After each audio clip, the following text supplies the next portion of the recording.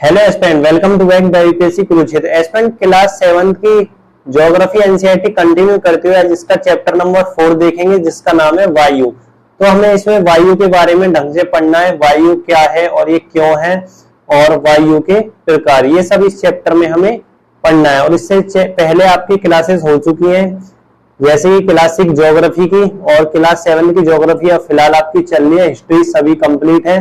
तो एक बार आपको प्लेलिस्ट जरूर देखनी है।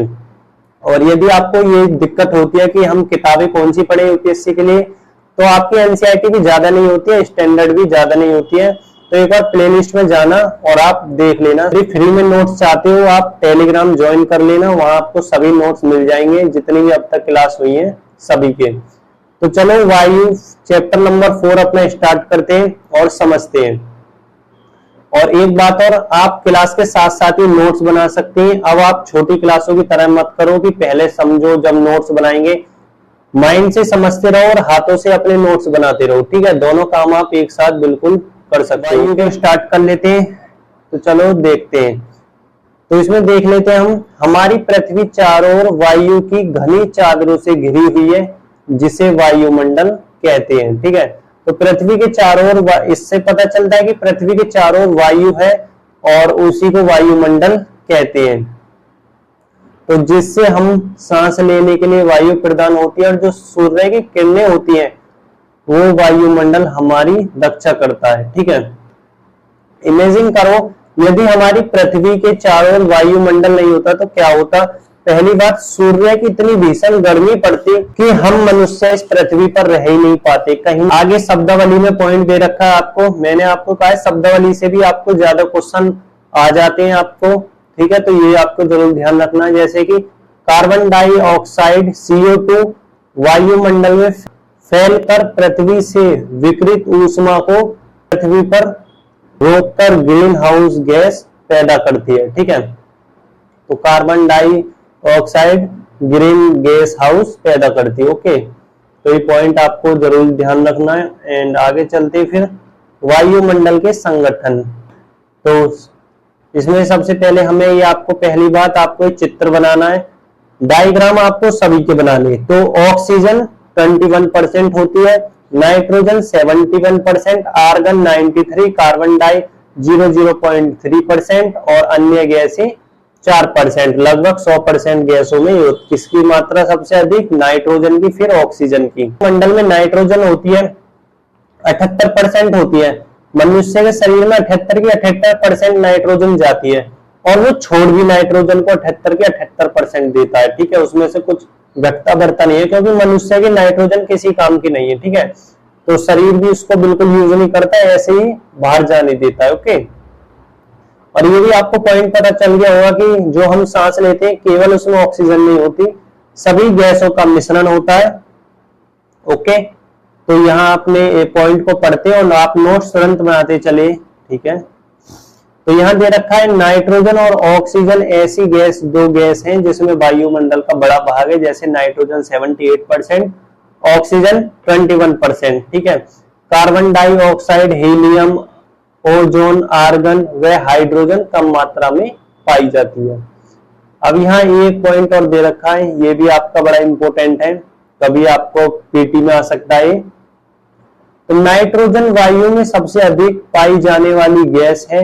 जब हम सांस लेते हैं तो फेफड़े में कुछ नाइट्रोजन भी चली जाती है और फिर बाहर निकाल देते हैं। बट पौधे को अपने जीवन के लिए नाइट्रोजन आवश्यक है, पौधे को तो है, पर पौधे भी डायरेक्ट नाइट्रोजन से अपना प्राप्त नहीं कर सकते, जो भी उन्हें नाइट्रोजन चाहिए। तो उनका क्या होता है, उनकी नाइट्रोजन जब जड़ के माध्यम अंदर जाती है तो उसके जो जड़ें होती है ना, जो उसमें जीवाणु होते हैं, वो नाइट्रोजन को बदल देते हैं। ठीक है, और उसके बाद अपने पेड़ पौधे उस नाइट्रोजन का प्रयोग कर सकते हैं। ठीक है, यहाँ भी लिखा हुआ है वे सीधे ही नाइट्रोजन नहीं ले पाते या उसका प्रयोग नहीं कर पाते।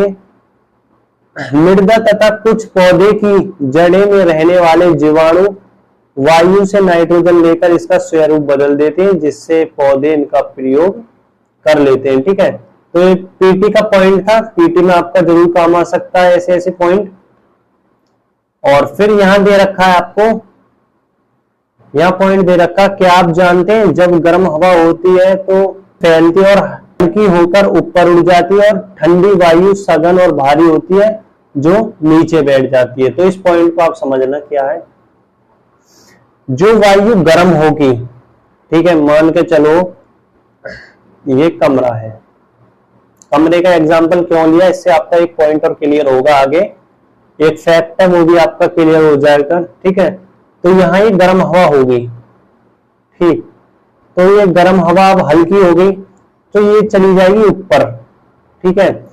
और फिर आपकी ठंडी हवा, तो ठंडी हवा होगी आपकी, दूसरे कलर की ले लेते हैं, ठंडी हवा ये है, तो ठंडी हवा होती है भारी, तो ये आपकी नीचे बैठ जाती है, ठीक है, ठंडी हवा नीचे बैठ जाती है और गर्म हवा आपकी ऊपर उठती है, ये आपको ध्यान रखना। ओके, तो आपने एक बात देखी, जो कमरे में एसी होती है वो अक्सर ऊपर क्यों लगाई जा सकती है, कूलर की तरह नीचे क्यों नहीं रखते उन्हें, तो कारण यही होता है कि आपका जो कमरा होता है ना, तो वहां जो आपकी ठंडी हवा, जब एसी है तो ये ठंडी हवा देगा, ठंडी हवा भारी होगी तो नीचे चली जाएगी, ठीक है। और जो गर्म हवा होगी आपकी, तो गर्म हवा कैसी होगी आपकी, हल्की, तो गर्म हवा आपकी ऊपर चली जाएगी, तो इसी कारण एसी को ऊपर लगाया जाता है, जो गर्म हवा को वापस लेती जाए और ठंडी हवा देती जाए। ओके, तो ये फैक्ट था छोटा सा। अब यहाँ इन्होंने बता रखा है, थोड़े पेपर के भी आर्टिकल लगा रखे हैं एनसीईआरटी में, ठीक है, ग्लोबल वार्मिंग जैसे ग्रीन हाउसेस गैसें कैसे इफेक्ट पड़ रहा है उनका, ये सब इसमें दे रखा है, ठीक है। अब है वायु की संरचना, तो वायुमंडल की संरचना कैसी है, तो हमारा वायुमंडल 5 परतों में विभाजित है। एक तो शोभ मंडल, समताप मंडल, मध्य मंडल, बाह्य वायुमंडल एवं वायुमंडल, ठीक है, तो 5 होते हैं ये। तो सबसे पहला कौन सा मंडल है आपका, शोभ मंडल, तो यह परत वायुमंडल का सबसे महत्वपूर्ण परत है, इसकी औसत ऊंचाई 13 किलोमीटर है। हम इसी मंडल में मौजूद वायु से सांस लेते हैं और मौसम की सभी घटनाएं इसी से होती है। तो पीटी में क्वेश्चन आ सकता है, वायुमंडल का वह कौन सा भाग है जिसमें मौसम की सभी घटनाएं होती हैं और जिससे हम अपनी सांस लेते हैं, तो आप पॉइंट सीधा लगा दोगे शोभ मंडल। शोभ मंडल में देख रहे हो माउंटेन्स, हमारा घर इसी मंडल में आ जाते हैं सब। ओके, अब फिर क्वेश्चन पूछेगा, क्या शोभ मंडल में हवाई जहाज उड़ सकते हैं, तो बिल्कुल नहीं, क्योंकि यहाँ तो मौसम ही खराब होते रहते हैं, तो हवाई जहाज कैसे उड़ेंगे। तो चलो दूसरा मंडल पढ़ लेते हैं, हो सकता है उसमें हवाई जहाज उड़े, देखते हैं। दूसरा मंडल है आपका समताप मंडल, तो समताप मंडल शोभ मंडल के ऊपर होता है। अभी आपने देखा सबसे पहले शोभ मंडल, दूसरा समताप मंडल, यानी कि जहां टेम्परेचर समान होगा। शोभ मंडल के ऊपर का भाग समताप मंडल होता है, यह लगभग 50 किलोमीटर की ऊंचाई तक फैला है। यह परत बादलों एवं मौसमी सभी घटनाओं से मुक्त है, ना तो यहाँ बादल पाएंगे ना कोई मौसम की घटना होगी, इसलिए यहाँ हवाई जहाज उड़ सकते हैं। शोभ मंडल में मौसम से रिलेटेड घटनाएं होंगी, इसलिए हवाई जहाज नहीं उड़ेंगे। समताप मंडल में टेम्परेचर एक तो समान रहेगा, इसलिए हवाई जहाज बिल्कुल उड़ सकते हैं, ठीक है। आता है आपका मध्य मंडल, तो मध्य मंडल हमारे लिए बहुत इंपॉर्टेंट है। तो मध्य मंडल यह वायुमंडल की तीसरी परत है और यह समताप मंडल के ठीक ऊपर होता है और लगभग 80 किलोमीटर की ऊंचाई तक फैला होता है। ठीक है, प्रवेश करने वाले उल्का पिंड इसी परत में आने के बाद जल जाते हैं। तो उल्का पिंड आप जानते हो, ज्योग्राफी की क्लास 6 की अगर आपने पढ़ी है, जब उल्का पिंड पृथ्वी की सतह पर आते हैं तो मध्य मंडल में आते हैं, तो ये उल्का पिंड दिख रहे हैं ना आपको, जले हुए, ये जल गए, राख बन गई इनकी। और कभी कभी बच्चे कहते हैं देखो टूटता हुआ तारा, तो ये वही होता है। अगर मध्य मंडल नहीं होता तो शायद उल्का पिंड हमारी पृथ्वी पर बहुत विनाश करती।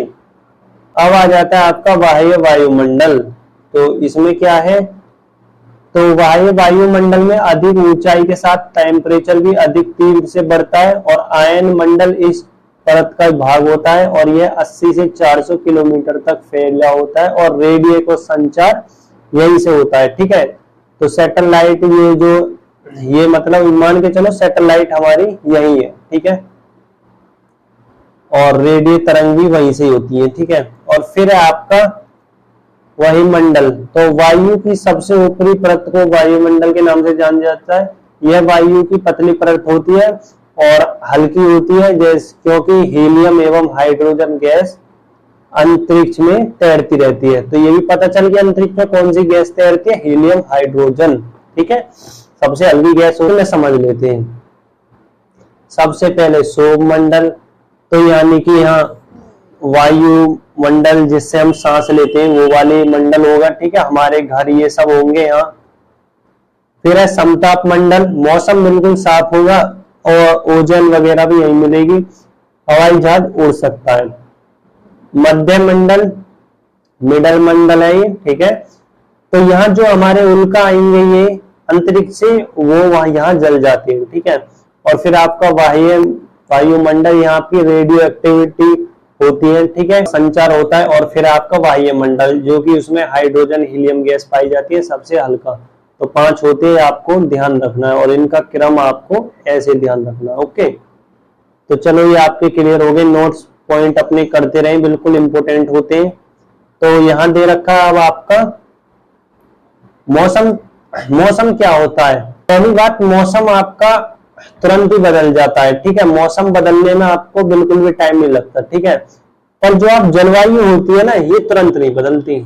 आपको इसे जलवायु को 10, 15, 20 साल लग जाते हैं, जब जाके जलवायु बदल जाती है। ठीक है, तो लिखा हुआ है दीर्घ काल में किसी स्थान पर औसत मौसम उस स्थान की जलवायु बतलाती है, यानी कि बहुत लंबे समय के बाद। ठीक है, टेम्परेचर क्या है इसमें? वायुमंडल का तापमान, वायु में मौजूद ताप जो कि हीटिंग होती है, उसकी शीलता के परिणाम को ही ताप कहते हैं। ठीक है, अब आ जाता है आपका पन।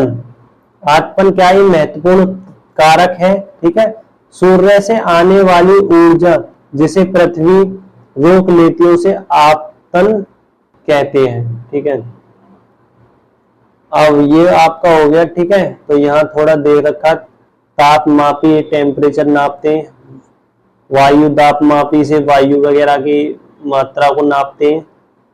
आगे आ जाते हो आप, फिर यहाँ देखते हैं हम क्या लिखा हुआ है। तो टेम्परेचर की जो इकाई है वो है सेल्सियस। ठीक है, सेल्सियस से तो नापते हैं। और फिर यहाँ दे रखा है वायु दाब, तो चलो इसे भी पढ़ लेते हैं। वायु दाब, तो पृथ्वी की सतह पर वायु के भार द्वारा लगे गए दाब वायु दाब कहलाता है। ठीक है, जो पृथ्वी की सतह पर है ना, जो वायु द्वारा लगा हुआ दाब को ही वायु दाब, पृथ्वी की सतह पर वायु है आपको पता है, और वो वायु सभी पर दाब लगा रही है, इंसानों पर, घर पर, मकान पर, सभी पर, उसे वायु दाब कहते हैं। और वायु के ऊपर की ओर जाने पर दाब, जैसी वायु ऊपर जाएगी ना, दाब घटने लगेगा।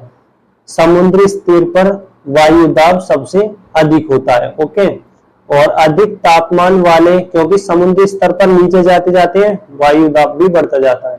अधिक टेम्परेचर वाले क्षेत्र में वायु गर्म होकर उठती है और निम्न क्षेत्र वाले में वायु नम मौसम में नीचे होती है। ठीक है, और कम क्षेत्र वाले में वायु ठंडी होती है, इसके फलस्वरूप वायु भारी होती है। ओके, तो ये तो आप समझ ही गए। पवन क्या है? तो पवन उच्च दाब क्षेत्र से निम्न दाब क्षेत्र की ओर वायु की गति को पवन कहते हैं। जब वायु हाई प्रेशर से निम्न प्रेशर की ओर गति करेगी तो उसे पवन कहते हैं। ठीक है, तो पवन 3 प्रकार की होती है, 3 प्रकार से विभाजित होता है। तो मुझे इंपोर्टेंट है, आप सब जानते होंगे।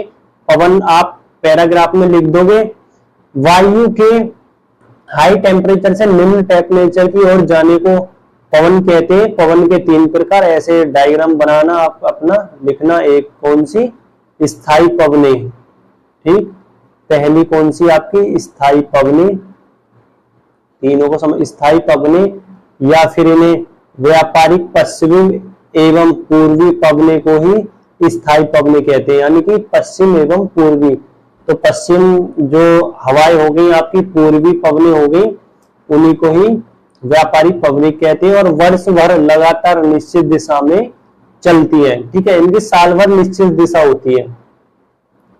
ठीक है, फिर होती है मौसमी पवने, जो मौसम के अनुसार बदलती रहती है। ये पवने विभिन्न ऋतुओं में अपनी दिशा बदल लेती है। उदाहरण के लिए भारत में मानसूनी पवने, जैसे कहते हैं ना ये मानसून चल रहा है, तो स्थायी पवने, ये पवने किसी छोटे क्षेत्र में वर्ष या दिन के लिए विशेष समय में चलती हैं। उदाहरण के लिए समुद्री समीर, ठीक है, इसे कहते हैं, या फिर लू कहते हैं, जैसे गर्मियों में चलती है ना पवने, लू। अब यहाँ इन्होंने पवनों के बता रखे हैं, जैसे कि जो ठंडी वायु होगी वो अपनी नीचे बैठती जाएगी और जो गर्म वायु वो ऊपर जाती जाएगी, जब वो ठंडी हो जाएगी वो नीचे आ जाएगी। तो ये इन्होंने यहाँ प्रोसेस दिखा रखा है। ओके, चक्रवात की केस स्टडी, अगर आप अपनी मेंस की आंसर राइटिंग कर रहे हो ना, थोड़ी सी केस स्टडी डाल सकते हो, या आप पढ़ के देख लेना, इतना खास नहीं था ये, ठीक है। फिर आर्द्रता क्या होती है, तो वायु में किसी भी समय जल वाष्प की मात्रा को आर्द्रता कहते हैं। जैसे वायु में जल वाष्प, यानी कि जल और वाष्प, तो जल और वायु की जो मात्रा होती है ना, उसी को आर्द्रता बोलते हैं। तो कभी आप कहते हो ना मन में कि आज मौसम कैसा, मतलब अलग ही हो रहा है, जैसे जिसमें चिपचिपापन फील होता है, तो उसे आर्द्रता ही बोलते हैं कि अब वायु में जल वाष्प की मात्रा कैसी है, यदि अधिक होगी तो हमें वो चिपचिपा ज्यादा महसूस होगा। तो यहाँ लिखा हुआ है आर्द्र दिन में कपड़े काफी सूखने में लंबा समय लगा देते हैं और शरीर में पसीना नहीं सूखता और हमें चिपचिपापन भी महसूस होता है। तो ये वर्षा के भी प्रकार दे रखे हैं, इन्हें देख लो डायग्राम में, समवहनीय वर्षा, पर्वतीय वर्षा और चक्रवाती। समवहनीय वर्षा जब मतलब गर्म वायु अपने ऊपर उड़ जाती है ना, तो उसके कारण वर्षा। पर्वतीय जो पर्वत से टकरा जाते हैं तो उसके कारण ही वर्षा हो जाती है। और फिर चक्रवाती यानी कि चक्रवात आता है, उसके कारण वर्षा। ये आपके एमसीक्यू है, ये आप जरूर लेना, पढ़ लेना, एक बार चैप्टर की रीडिंग जरूर करना। तो आज के लिए इतना ही। Thank you for watching this video.